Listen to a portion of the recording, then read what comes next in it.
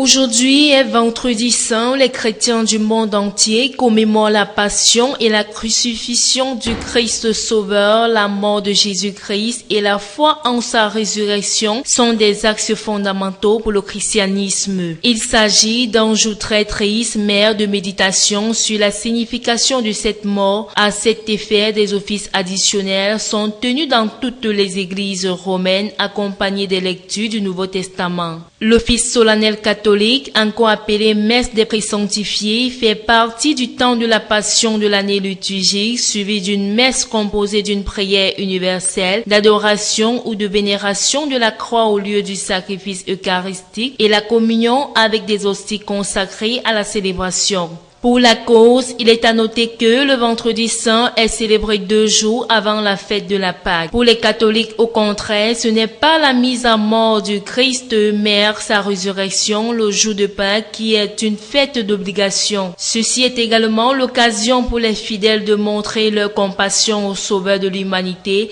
afin de mieux se rapprocher auprès de Dieu. Une journée déclarée fériée et chômée dans presque tous les pays de tradition chrétienne, comme au Cameroun. Bonne fête de la Pâque à toute la communauté chrétienne.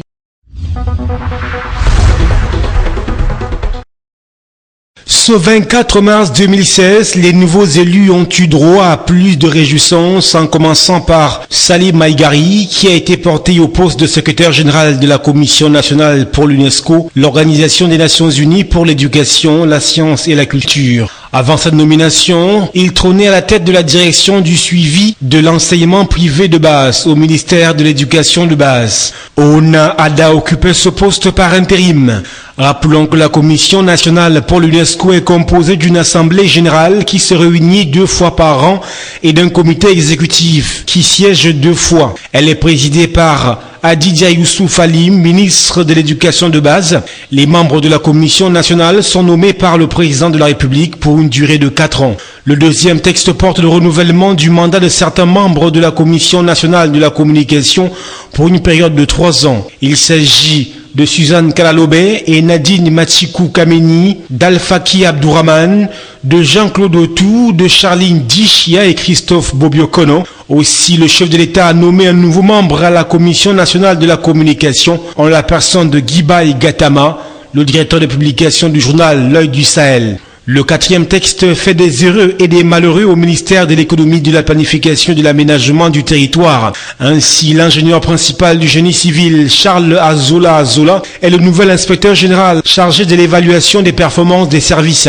Le désormais ancien directeur des infrastructures et d'appui au développement régional et local remplace à ce poste Bongantamar Marie-Yvonne, appelée à faire valoir ses droits à la retraite. Monkam Marie-Julie, qui est admise à faire valoir ses droits à la retraite, est remplacée au poste d'inspecteur général chargé de l'évaluation du fonctionnement des services par Mbabank Nengokana Jaël Christine. L'ingénieur en chef d'agriculture était chef de la cellule d'appui à la planification régionale et locale. Dans l'administration centrale, Isaac Tamba est le nouveau directeur général de l'économie et de la programmation des investissements publics. Le maître de conférence, précédemment conseiller technique numéro 2, remplace à ce poste Dieudonné Bondana Yokona, qui est depuis le 26 février 2016 le président du CARPA, le conseil d'appui à la réalisation des contrats de partenariat. Remplaçant de ce fait Ngene Kendek Pauline Irène, appelée au gouvernement le 2 octobre 2015 en qualité de ministre des Affaires sociales.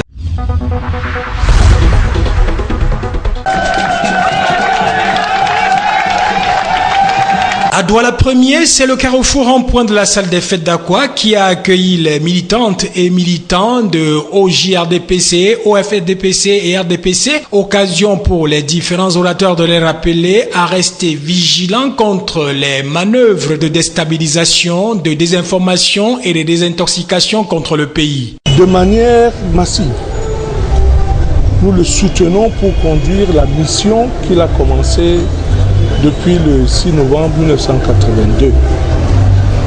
Bien entendu, il y a de mauvais sons de cloche qui cherchent à nous intimider, à intoxiquer le peuple camerounais, à désinformer les populations sur ce qui se passe.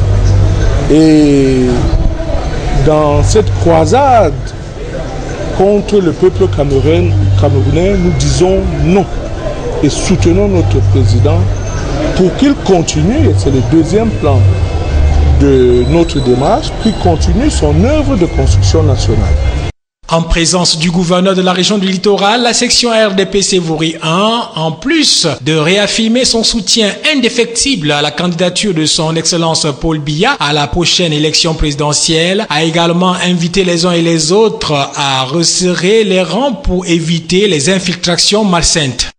Il s'agit pour nous de resserrer les rangs, mais il s'agit aussi pour nous, en ce moment précis, d'avoir une pensée forte pour nos forces armées et tous nos compatriotes qui sont dans les zones hostiles, où ils vivent des moments difficiles. Nous ne pouvons pas les oublier. Cette fête, effectivement, va donner lieu à des effusions festives, mais ces effusions festives seront tempérées.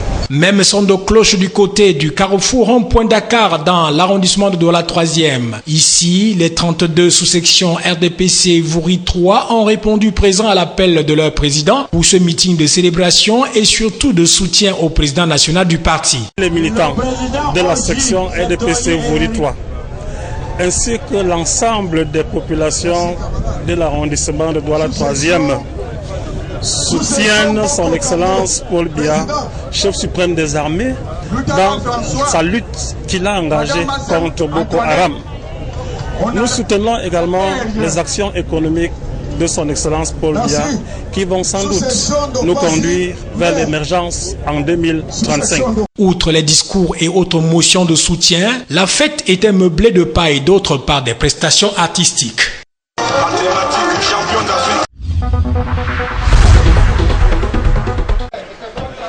La coopération entre le Cameroun et le Koweït est très ancienne. Elle date depuis les années d'indépendance, en croit Yaouba Abdoulaye, le ministre délégué auprès du ministre de l'économie en charge de la planification et de l'aménagement du territoire, qui a reçu ce mercredi à Yaoundé une délégation de parlementaires koweïtiens en visite au Cameroun. Ceux-ci étaient accompagnés de leurs collègues camerounais dans le cadre du groupe d'amitié parlementaire Cameroun-Koweït. Ce fut l'occasion pour le ministre délégué auprès du ministre de l'économie de passer en revue les différents aspects de cette coopération marquée par les interventions et autres soutiens du Fonds koweïtien pour le développement du monde arabe au bénéfice du Cameroun. Sans être exhaustif, Yaouba Abdoulaye a rappelé quelques faits d'armes de cette coopération.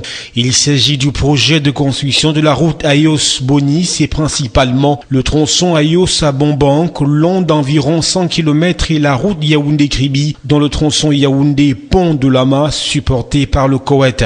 Il existe d'autres projets en cours d'exécution au Cameroun, des projets qui bénéficient du soutien financier koweïtien, au nombre desquels la construction du corridor Saint-Méliman-Djoum, République démocratique du Congo, et le projet de construction du lycée technique des Kounou à Yaoundé. Il est à rappeler que d'autres secteurs de l'économie camerounaise intéressent les parlementaires koweïtiens qui entendent indiquer la destination camerounaise à leurs investisseurs. Il s'agit notamment de l'ouverture d'une ligne directe entre Yaoundé et Koweït City et les minerais du sous-sol camerounais qui ne laissent pas indifférents les Koweïtiens qui sollicitent de la partie camerounaise des garanties de sécurisation de leurs investissements.